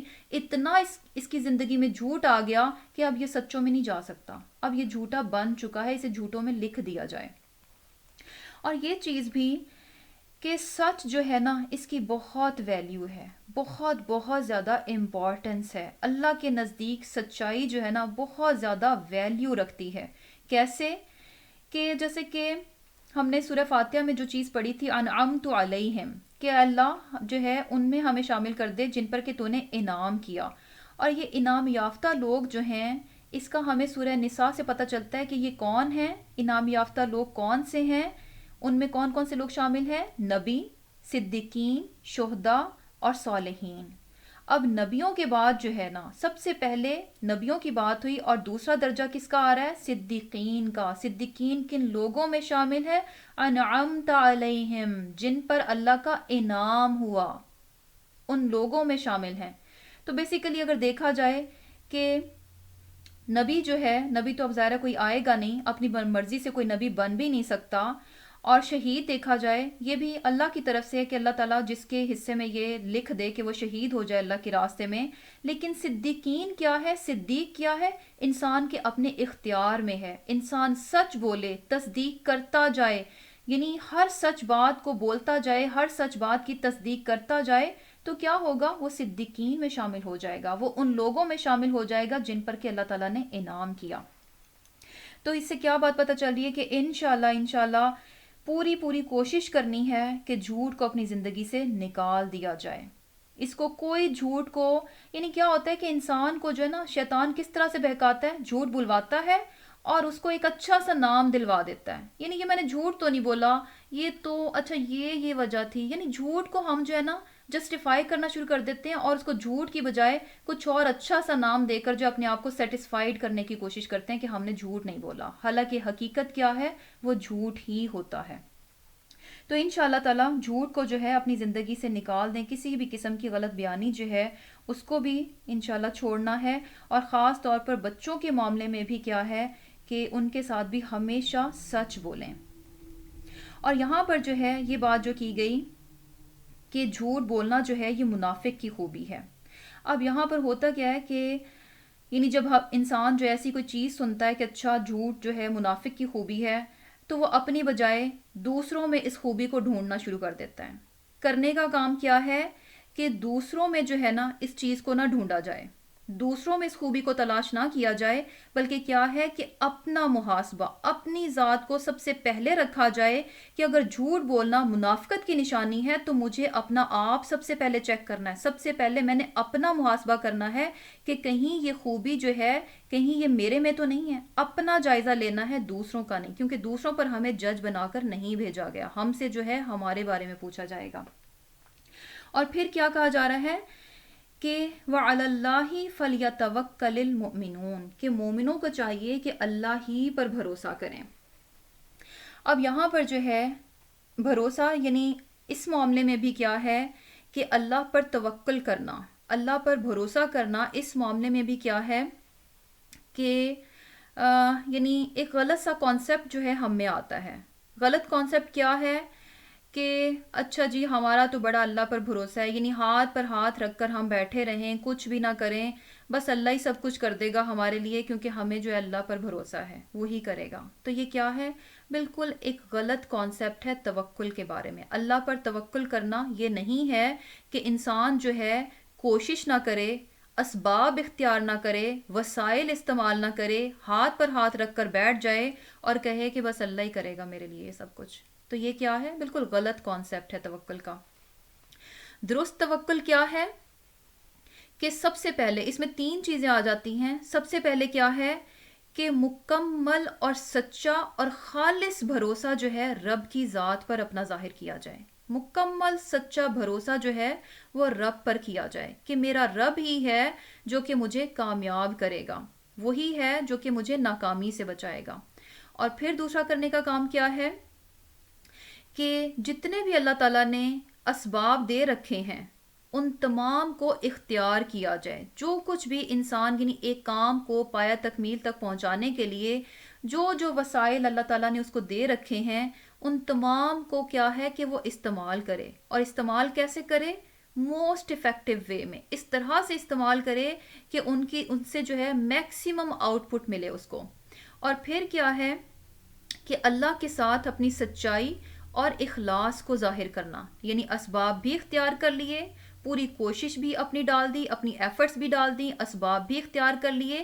اس کے ساتھ ساتھ کرنے کا کام کیا ہے کہ اللہ تعالیٰ کے ساتھ اپنی سچائی اور اپنے اخلاص کو ظاہر کرنا۔ اللہ کے ساتھ اپنی سچائی اور اخلاص کو کیسے ظاہر کیا جائے گا؟ اللہ تعالیٰ کی اطاعت کر کے اور اس کی نافرمانی سے بچ کر۔ سچائی کیا ہے کہ انسان جو ہے صرف اور صرف اپنے رب کی اطاعت کرے، یعنی اللہ تعالیٰ کا اطاعت گزار بن جائے اور اس کی نافرمانی نہ کرے۔ اور پھر تیسرا سٹیپ یہ ہے، یعنی بھروسہ بھی اللہ پر کیا، اسباب بھی اختیار کیے اور اللہ تعالیٰ کی اطاعت بھی کی، نافرمانی سے بھی بچے۔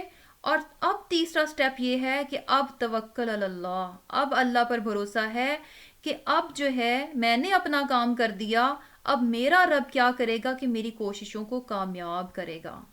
یعنی کامیابی کیا ہے کہ میری کوشش کی وجہ سے یا میرے اسباب کی وجہ سے نہیں آئے گی، بلکہ کس کی وجہ سے ملے گی؟ جب میرا رب میری کوششوں کو کامیاب کرے گا تو ہی کیا ہے کہ مجھے کامیابی ملے گی. اور یہاں پر بھی جو ہے اگر دیکھا جائے کہ یعنی آپ صلی اللہ علیہ وسلم نے بھی کیا کیا، حالانکہ آپ تو پیغمبر تھے، یہ تو نہیں کیا کہ وہیں بیٹھے رہتے اور کہتے کہ اچھا نہیں میرے لیے تو فرشتے اترنے چاہیے، فرشتے آ کر جنگ کریں، یا جو ہے مجھے بیٹھے بٹھائے جو ہے میں جنگ جیت جاؤں. نہیں، جو کچھ اللہ تعالیٰ نے، جتنے اسباب اللہ تعالیٰ نے آپ کو دے رکھے تھے، پورے اسباب آپ نے اختیار کیے، اور تمام اسباب کو اختیار کر کے پھر جو ہے اللہ تعالیٰ پر توکل کرتے ہوئے بڑے اطمینان کے ساتھ دشمن کا مقابلہ کرنے کے لیے نکلے. بیسیکلی اگر دیکھا جائے کہ کیا ہے کہ جب انسان کوشش اختیار کرتا ہے، اسباب اختیار کرتا ہے، اور پھر اللہ پر بھروسہ چھوڑ دیتا ہے. بھروسہ کیا؟ کہ یہ میری کوشش اور اسباب نہیں ہیں جو کہ مجھے کامیاب کریں گے، بلکہ یہ اللہ ہے جو مجھے کامیابی سے نوازے گا. تو جب ایسا بھروسہ انسان اللہ پر ڈال دیتا ہے تو پھر کیا ہے کہ اللہ تعالیٰ اسے سکون دے دیتے ہیں. آپ صلی اللہ علیہ وسلم بھی صرف 700 لوگوں کے ساتھ، بہت تھوڑے آپ کے پاس سامان تھا جنگ کا، ایک بڑی فوج کا مقابلہ کرنے نکلے، مگر اطمینان کے ساتھ، سکون کے ساتھ. یہ سکون کیوں ملا؟ اپنی ذمہ داری، اپنا حصہ پورا ادا کر دیا. یعنی اپنا جو کرنے کا کام تھا وہ انہوں نے کر دیا. اب کامیابی دینا کس کا ذمہ ہے؟ اللہ تعالیٰ کا ذمہ ہے. کامیابی جو ہے قطعاً ڈپینڈ نہیں کرتی ہماری کوششوں پہ یا پھر اسباب کے کم یا زیادہ ہونے پر. یعنی ایسا نہیں ہے کہ میں کسی کام کے لیے بہت کوشش کروں گی تو ڈیفینیٹلی میں وہ کامیاب ہو جاؤں گی اس میں، یا پھر یہ کہ میرے پاس اگر بہت زیادہ اسباب ہوں گے تو پھر کیا ہے میں کامیاب ہو جاؤں گی. نہیں، اسباب اور کوشش جو ہے یعنی گارنٹی نہیں ہے کامیابی کی، لیکن ہم نے کرنے ہیں. یہ دونوں چیزیں کامیابی کی ضمانت نہیں ہے. نہ کوشش ضمانت دیتی ہے، نہ ہی اسباب ضمانت دیتے ہیں کامیابی کی، لیکن اس کے باوجود یہ ہمارا حصہ ہے، ہمارا کرنے کا کام ہے، یہ ہمیں کرنے ہیں. اس کے بعد اللہ کا ذمہ ہے کہ وہ کامیابی دے. اور جب انسان جو ہے کیا کرتا ہے کہ اللہ سے اس کا بھروسہ ہٹ جاتا ہے، جب اسے یہ لگتا ہے کہ شاید کامیابی اسے اسباب کی وجہ سے ملے گی، اس کی کوشش کی وجہ سے ملے گی، تو کیا ہے کہ وہ بے سکونی اس میں آ جاتی ہے. یعنی بے سکونی کیا ہوتی ہے کہ جب اس کی نظر اللہ سے ہٹ جاتی ہے، اسے لگتا ہے کہ شاید کامیابی اسباب کی وجہ سے ملے گی، تو وہ بے چین ہو جاتا ہے. بے چینی کس بات کی لگ جاتی ہے؟ اوہو میرے پاس تو یہ چیز بھی نہیں ہے، یہ چیز بھی کم ہے، اچھا یہ ہونا چاہیے تھا، اچھا وہ ہونا چاہیے تھا، یہ سب کچھ ہوگا تو کام ہوگا. نہیں، جس کا توکل ہوتا ہے، جس کی نگاہ اللہ پر ہوتی ہے، اس کو یہ میٹر نہیں کرتا کہ اوہو میرے پاس چیزیں تھوڑی ہیں، زیادہ ہیں، کم ہے، یہ نہیں ہے، وہ نہیں ہے. جتنا ہے وہ ان کو پورا استعمال کرے گا، پوری کوشش کر دے گا، اس کے بعد مطمئن ہو جائے گا کہ کامیابی تو اللہ کے دینے سے ملے گی، ان چیزوں سے نہیں ملے گی. تو پھر کیا تھا کہ جیسے یہاں پر یعنی توکل کیا پتہ چل رہا ہے، اور ایک یہ بھی چیز پتہ چل رہی ہے کہ لازمی، یعنی توکل کیا ہے کہ لازم ہے مسلمانوں کے لیے، مومن کے لیے توکل کیا ہے کہ لازم ہے کہ وہ اپنے رب پر توکل کریں. اور اچھا ابھی ہیں 10 منٹس، صحیح، انشاءاللہ نیکسٹ آیا کو بھی کنٹینیو کر لیتے ہیں، ابھی ہیں 10 منٹس ہمارے پاس. صحیح. اس کے بعد اللہ تعالیٰ فرما رہے ہیں، اب یہاں پر جو ہے جنگ بدر کی بات آئے گی. یعنی یہاں پر جو ہے نا آیات کچھ مکس سی ہیں. پیچھے جو بات ہوئی تھی وہ کیا تھی کہ جنگ احد کے بارے میں تھی. اب یہ آیت نمبر 123 جو ہے یہ جنگ بدر کے بارے میں ہے، اور ایک طرح سے یاد کروائی جا رہی ہے. کیا بات یاد کروائی جا رہی ہے؟ وَلَقَدْ، اور البتہ تحقیق، نَصَرَكُمْ، تمہاری مدد کر چکا ہے اللہ بِبَدْرٍ، جنگ بدر میں، وَأَنْتُمْ، اور تم أَذِلَّةٌ، کمزور تھے، فَاتَّقُوا، پس ڈرو، اللہ سے، لَعَلَّكُمْ، تاکہ تم، تشکرون، شکر ادا کرو. یہاں پر جو ہے اگر دیکھا جائے کہ کیا تھا کہ یعنی جنگ احد میں بھی کیا تھا کہ مسلمان جو تھے تعداد میں کم تھے، سامان کم تھا، اور کچھ لوگوں نے جو ہے منافقت دکھائی، بیچ رستے جو ہے وہ ساتھ چھوڑ دیا. تو اب یہاں پر جو ہے نا ایسی سچویشن میں بھی کیا ہے کہ اللہ تعالیٰ جو ہے ایک طرح سے یعنی جو کہہ لیں کہ حوصلہ افزائی کی جا رہی ہے، ایک اچھے وقت کو جو ہے وہ یاد کروایا جا رہا ہے.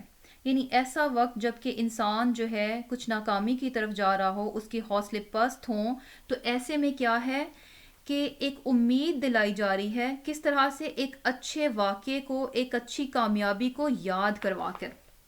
تو اس سے کیا بات پتہ چل رہی ہے کہ جب انسان مشکل وقت میں ہو، جب انسان پر کوئی مشکل وقت آ جائے، تو کیا ہے کہ اچھے وقت کو انسان یاد کر لے.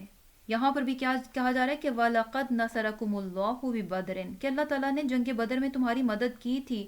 اس وقت بھی تم کیا تھے؟ وَأَنْتُمْ أَذِلَّةٌ، تم بڑے کمزور تھے، تعداد میں بھی کم تھے اور بے سر و سامان تھے. اس وقت بھی اللہ تعالیٰ نے تمہاری مدد کی تھی. یعنی کیا ہوتا ہے کہ جب مشکل وقت میں انسان اچھے وقت کو یاد کرتا ہے تو اس کا فائدہ کیا ملتا ہے کہ انسان جو ہے اس میں سے نیگیٹو تھنکنگ جو ہے نا وہ کم ہو جاتی ہے. انسان مایوسی کی طرف نہیں جاتا، بلکہ کیا ہے کہ اچھی امید قائم ہو جاتی ہے، اور انسان وہیں سٹک ہو کے نہیں رہ جاتا، وہیں پر نہیں رک جاتا، بلکہ کیا ہے کہ اپنی زندگی میں اور آگے بڑھ جاتا ہے. ورنہ اگر انسان جو ہے اسی میں یعنی اسی ناکامی کو ہی بس دیکھتا رہے اور اس اچھے وقت کو یاد نہ کرے، تو کیا ہے کہ انسان وہیں پر رک جائے گا، بہت مایوس ہو جائے گا. لیکن اچھے وقت کو یاد کرنے سے کیا ہوگا کہ اچھی امید قائم ہو جاتی ہے کہ اگر آج برا وقت آ گیا، اس سے پہلے اچھا بھی تو تھا، تو انشاءاللہ کیا ہے کہ اچھا وقت پھر سے آئے گا. تو ایسے کیا ہے کہ انسان جو ہے اپنی زندگی میں پھر آگے بڑھتا ہے، اسے آگے بڑھنے کی کیا ہے کہ ہمت ملتی ہے. اب یہاں پر جو ہے اللہ تعالیٰ فرما رہے ہیں کہ اللہ تعالیٰ نے جنگ بدر میں بھی تمہاری مدد کی تھی. اس وقت تم کیا تھے؟ بے سر و سامان تھے. پس اللہ سے ڈرتے رہو اور کیا ہے کہ اس کے شکر گزار بن جاؤ.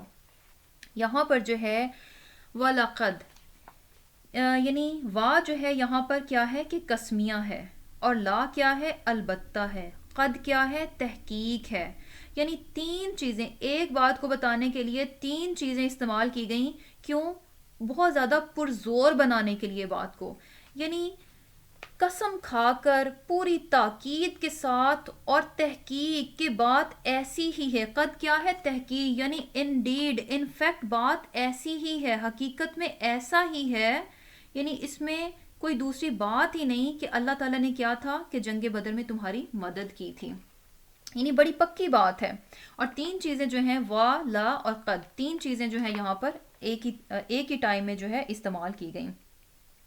اور یہ چیز بھی کہ اللہ تعالیٰ نے یعنی کیا ہے کہ نصرکم اللہ، کہ اللہ تعالیٰ نے مدد کی، اللہ تعالیٰ کی طرف سے کامیابی ملی. تو اس سے بھی کیا بات پتہ چل رہی ہے کہ کامیابی جو ہے صرف اور صرف اللہ ہی کے دینے سے ملتی ہے. کامیابی جو ہے صرف اور صرف اللہ کے دینے سے ملتی ہے، اسباب کے کم یا زیادہ ہونے سے نہیں ملتی. یعنی ایسا نہیں ہے کہ اسباب زیادہ ہوں گے تو کامیابی ملے گی، اسباب کم ہوئے تو کامیابی نہیں ہوگی. کامیابی کس کی طرف سے ہے؟ وَلَقَدْ نَصَرَكُمُ اللَّهُ، اور البتہ تحقیق اللہ تمہاری مدد کر چکا ہے، تمہیں کامیابی دے چکا ہے. کب؟ بِبَدَرٍ، جنگ بدر میں. اور اس وقت تمہاری حالت کیا تھی؟ وَأَنْتُمْ أَذِلَّةٌ، کہ تم یعنی بہت ہی کمزور تھے. جنگ بدر میں بھی اگر آپ دیکھیں کیا تھا کہ 313 آدمی، 2 گھوڑے، 70 اونٹ اور چند تلواریں. اور مقابلہ کن سے تھا؟ 1000 مشرکین کے ساتھ، جو کہ کیا تھا کہ پورے ساز و سامان کے ساتھ تھے. تو وہاں پر کیا تھا کہ اللہ تعالیٰ کی مدد آئی. مسلمانوں نے کیا کیا کہ یعنی اسباب اختیار کیے، جتنا کچھ ان کے پاس تھا انہوں نے وہ سب کیا، اور مکمل بھروسہ تھا اپنے رب پر کہ کامیابی کس کی طرف سے ملے گی؟ اللہ ہی کی طرف سے ملے گی. بے شک کیا ہے کہ ہم جو ہے تعداد میں، سامان میں بہت کم ہیں، لیکن کامیابی اللہ نے دینی ہے. اور یہ ان کا توکل تھا کہ مسلمان جو تھے جنگ بدر میں غالب آ گئے تھے، فتح نصیب ہوئی تھی، کامیابی ملی تھی. اور یہی چیز جو ہے یہاں پر مسلمانوں کو یاد کروائی جا رہی ہے کہ کم ہمتی کیوں دکھاتے ہو، یعنی کیوں اس بات سے ہوتے ہو کہ آج ہمارے پاس یعنی لوگ کم ہیں، اسباب کم ہیں. اس وقت کو یاد کرو کہ جنگ بدر میں کیا تھا، اللہ نے تمہاری مدد کی تھی. اور یہ چیز بھی کہ مدد جو ہے وہ اللہ ہی، یعنی کامیابی جو ہے اللہ ہی کے دینے سے ملتی ہے. اس چیز کو یعنی دکھایا گیا مسلمانوں پر جنگ بدر میں بھی اور جنگ حنین میں بھی. جنگ بدر میں کیا تھا کہ مسلمانوں کو پورا توکل تھا، کس پر؟ اللہ پر، اپنے اسباب پر نہیں تھا. اللہ پر توکل تھا تو اللہ نے مدد کی اور جنگ جیت گئے. جبکہ جنگ حنین میں کیا ہوا؟ جنگ حنین میں کیا ہوا کہ اس کے بارے میں اللہ تعالیٰ فرماتے ہیں کہ وَيَوْمَ حُنَيْنِ، کہ حنین کے دن یعنی جنگ حنین کے دن اذ اعجبتکم کثرتکم، کہ جب تمہیں اپنی کثرت پر تھوڑا غرور ہوا کہ واؤ ابھی تو ہم خوب خوب تعداد میں ہیں، کافی لوگ ہیں، کافی ساز و سامان ہیں، پھر کیا ہوا؟ فلم تغنی عنکم شیئا، کہ وہ چیزیں تو تمہارے بالکل بھی کام نہیں آئیں. یعنی جنگ حنین میں کیا ہوا تھا کہ مسلمانوں کے دل میں یہ خیال آیا کہ الحمدللہ ابھی تو ہم جو ہے خوب کثرت میں ہیں، تو اب تو کوئی مسئلہ ہی نہیں، دشمن کو زیر کرنا تو کوئی مسئلہ ہی نہیں. تو اللہ تعالیٰ نے اس جنگ میں دکھا دیا، یہ بتا دیا کہ جس دن تم نے کیا کیا، اعجبتکم کثرتکم، تمہیں بڑا غرور ہوا، یعنی تمہیں بڑا ناز ہوا اپنی کثرت پر، تو کیا ہوا، فلم تغنی عنکم شیئا، وہ چیزیں تو تمہارے کام ہی نہیں آئیں. یعنی مدد کہاں سے ملتی ہے؟ صرف اور صرف اللہ ہی کی طرف سے ملتی ہے. اور یہاں پر جو ہے نا اللہ کی مدد پانے کے لیے یعنی وَأَنْتُمْ أَذِلَّةٌ، کہ تم کیا تھے کہ کمزور اور بے سر و سامان تھے. اب یہاں پر جو ہے نا یہ چیز بھی پتہ چلتی ہے کہ اللہ کی مدد پانے کے لیے کیا ہے، یعنی جتنی زیادہ انسان اپنے رب کے سامنے اپنی کمزوری کو، اپنی بے بسی کو، اپنی انکساری کو اللہ کے سامنے ظاہر کرتا ہے، تو اتنی ہی اس کے لیے کیا ہے کہ مدد آتی ہے، اتنا ہی رحم اس کے لیے آ جاتا ہے. یعنی اگر ہم دیکھیں کہ یہاں پر بھی جو ہے آپ صلی اللہ علیہ وسلم نے، یعنی جنگ بدر میں بھی کیا ہوا تھا کہ آپ صلی اللہ علیہ وسلم نے جو ہے کوشش کی، اسباب اختیار کیے، اللہ تعالیٰ پر توکل کیا، اور اس کے بعد کیا تھی کہ دعا کی اپنے رب سے. اور دعا کیسی تھی کہ انتہائی عاجزی کے ساتھ، انتہائی انکساری کے ساتھ، پورا غرق ہو کر، یعنی اپنا آپ سب کھول کر رکھ دیا کہ یعنی بہت زیادہ، اور اس طرح اس قدر ڈوب کر جو ہے آپ صلی اللہ علیہ وسلم دعا کر رہے تھے کہ آپ صلی اللہ علیہ وسلم کے کندھے مبارک پر جو چادر تھی وہ کیا تھی کہ نیچے گر گئی، اور حضرت ابو بکر صدیق رضی اللہ تعالیٰ عنہ جو ہیں انہوں نے اٹھا کر جو ہے دوبارہ سے کندھے مبارک پر ڈالا. یعنی اس قدر محو ہو کر، اس قدر غرق ہو کر، اس قدر ڈوب کر جو ہے اللہ تعالیٰ سے دعا کر رہے تھے. اور یہ چیز جو ہے جیسے کہ حضرت ذکریہ علیہ السلام کی دعا میں بھی پتہ چلتا ہے، وہ بھی کیا ہے کہ انہوں نے بھی جب اللہ سے دعا مانگی یعنی اولاد کے لیے، تو کیا تھا کہ ان کی دعا بھی کیسی تھی کہ اے میرے رب میری ہڈیاں کمزور ہو گئیں، یعنی میری ہڈیاں جو ہے نا بالکل بڑھاپے کی وجہ سے کیا ہو چکی ہیں، کمزور ہو چکی ہیں، میرا سر جو ہے شعلہ مارنے لگا ہے، یعنی بال جو ہیں سارے سفید ہو چکے ہیں، اور اے میرے رب تجھ سے مانگ کر میں کبھی نامراد نہیں لوٹا، تجھ سے مانگ کر، تجھے پکار کر میں کبھی بھی نامراد نہیں لوٹا. تو اس سے کیا بات پتہ چل رہی ہے کہ یعنی اللہ تعالیٰ جو ہے، اللہ تعالیٰ کو یہ پسند ہے کہ اس کے بندے جو ہیں اس کے سامنے اپنی عاجزی کا، اپنی کمزوری کا، اپنی بے بسی کا اظہار کریں. یعنی اللہ تعالیٰ جو ہے علیم ہے، خبیر ہے، بصیر ہے، سمیع ہے، وہ سب جانتا ہے، سب دیکھتا ہے، سب سنتا ہے، لیکن اس کے باوجود اللہ تعالیٰ کو کیا پسند ہے، اپنے بندے کا اپنے سامنے گڑ گڑانا، اپنی بے بسی کا، اپنی ضرورت کا، اپنی محتاجی کا اظہار کرنا. یعنی دعا کیسے ہونی چاہیے کہ انسان اپنے رب کے سامنے اپنی انکساری کو، اپنی بے بسی کو کھول کر رکھ دے، اس کے سامنے یہ شو کرے کہ میں کچھ نہیں ہوں، میرے مالک میں کچھ بھی نہیں ہوں، جو کچھ بھی ہوں صرف تیری وجہ سے ہوں، اگر تو دے گا تو ہی مجھے ملے گا. یعنی میں خود اپنی ذات میں کیا ہوں، بالکل بے بس ہوں. تو یہ چیز کیا ہے، اللہ تعالیٰ کو پسند ہے. اور یہاں پر بھی یعنی یہی بات کی جا رہی کہ وَأَنْتُمْ أَذِلَّةٌ، یعنی اس وقت تم جو ہے ہر طرح سے عدد میں بھی اور سامان میں بھی کیا تھے کہ کم تھے. اور آپ صلی اللہ علیہ وسلم نے کیا ہے کہ دعا بھی کیا تھی کہ بہت زیادہ گڑ گڑا کر دعا کی تھی کہ یا اللہ اگر آج تیری طرف سے مدد نہ آئی تو یہ چند مٹھی بھر جو مسلمان اگر آج ختم ہو گئے تو کیا ہوگا، پھر تیرا نام لینے والا کوئی اس دنیا میں نہیں بچے گا. اور یہاں پر جو ہے یعنی یہ چیز بھی کہ اللہ تعالیٰ کے سامنے اپنی عاجزی کو، اپنی انکساری کو ظاہر کرنا بھی جو ہے نا بہت ضروری ہے. یعنی یہ چیز اللہ تعالیٰ کو پسند ہے، اور جب انسان ایسا کرتا ہے تو اس کے لیے اللہ تعالیٰ کی مدد بھی آتی ہے اور اللہ تعالیٰ کا رحم بھی ملتا ہے. اور جب انسان جو ہے بہت زیادہ ایروگنٹ بن جاتا ہے، بہت یعنی اپنے آپ کو اپنے آپ میں بڑی چیز سمجھتا ہے، اپنے رب کے سامنے اس طرح سے اپنی عاجزی اور انکساری کا اظہار نہیں کرتا، بلکہ کیا ہے کہ جو کچھ اس کے پاس ہوتا ہے ان چیزوں کو پا کر وہ اپنے آپ کو بہت کچھ سمجھتا ہے، وہ سمجھتا ہے کہ شاید بس یہ سب کچھ ہے تو مجھے اتنا زیادہ گڑ گڑانے کی ضرورت نہیں ہے. تو ایسے انسان کے لیے کیا ہے، پھر مدد بھی نہیں ملتی. اور جب انسان جو ہے یعنی کیا ہے کہ توکل جو ہے اللہ تعالیٰ پر بھروسہ کرنا، یہ کیا ہے کہ جتنا زیادہ انسان اللہ تعالیٰ پر بھروسہ رکھتا ہے، یہ کیا ہے کہ اتنا ہی زیادہ انسان اللہ تعالیٰ کے بارے میں بہت زیادہ کانشیس ہو جاتا ہے، اور جتنا زیادہ انسان اللہ تعالیٰ کے بارے میں کانشیس ہوتا ہے اتنی زیادہ وہ دعا کرتا ہے۔ کیسے؟ کس طرح کے؟ یعنی جتنا زیادہ توکل ہوگا، یعنی کیا ہے کہ انسان نے کوشش کر لی، اسباب اختیار کر لیے، اب چونکہ اس کا بھروسہ اسباب پر نہیں اپنے رب کی ذات پر ہے، تو کیا ہوگا؟ وہ اپنے رب کے بارے میں کیا ہے؟ کانشیس ہے۔ وہ کوشش بھی کر رہا ہے، وسائل بھی استعمال کر رہا ہے، لیکن بار بار اس کی نگاہ کہاں اٹھے گی؟ اپنے رب کی طرف جائے گی۔ یا اللہ میں کوشش تو کر رہا ہوں، کامیابی تیرے دینے سے ملے گی۔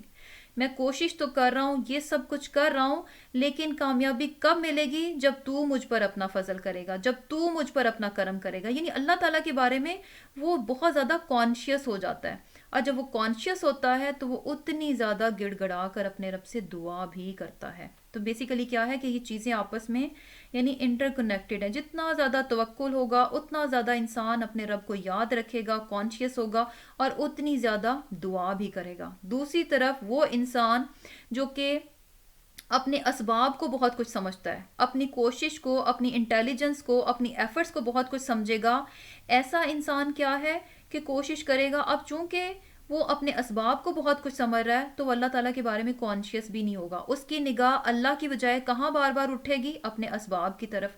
اور جب وہ اسباب ہی کی طرف دیکھے گا تو وہ دعا کی طرف بھی نہیں آئے گا۔ وہ سارا جو ہے نا اس کا دھیان کیا ہے کہ بس اسی کام میں چلا جائے گا کہ اچھا یہ نہیں ہے، وہ نہیں ہے، یہ کم ہے تو یہ زیادہ ہے۔ تو بیسیکلی یعنی جو سبق مل رہا ہے وہ کیا ہے کہ اللہ تعالیٰ پر توکل کرنا مومن کے لیے لازم ہے۔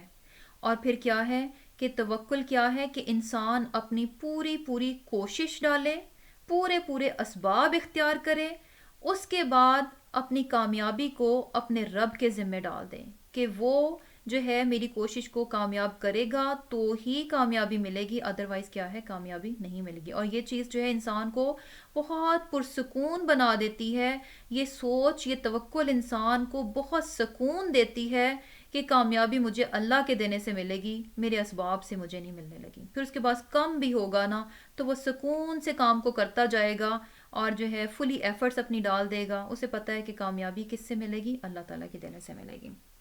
اور پھر اینڈ میں کیا ہے؟ اللہ تعالیٰ کا تقوی اختیار کرو تاکہ تم جو ہے شکر ادا کرو۔ تو بیسیکلی کیا ہے کہ جو چیز پتہ چل رہی ہے کہ اللہ کی مدد کو پانے کے لیے اللہ تعالیٰ کا تقوی بھی اختیار کرنا پڑے گا، اور انسان کے اندر جتنا زیادہ تقوی ہوگا اتنا ہی انسان کیا ہے کہ شکر گزار بھی بن جاتا ہے۔ تو الحمدللہ رب العالمین، آج کا لیسن ہمارا جو ہے وہ اینڈ ہوا۔ تو چلیں انشاءاللہ گروپ اینڈ کرتے ہیں۔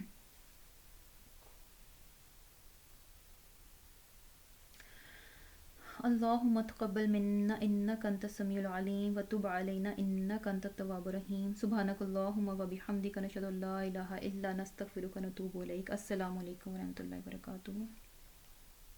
وعلیکم السلام۔